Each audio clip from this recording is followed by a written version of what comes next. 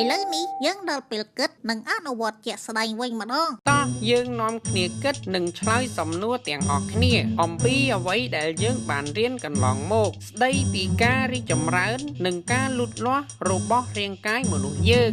តោះអញ្ចឹងសំណួរទី1របស់យើងគឺតើរូបរាងកាយនិងផ្នែកសរីរវិទ្យារបស់យើងមានការរីកចម្រើនយ៉ាងដូចម្តេចខ្លះក្នុងវ័យទារកវ័យកុមារនិងវ័យសិក្សា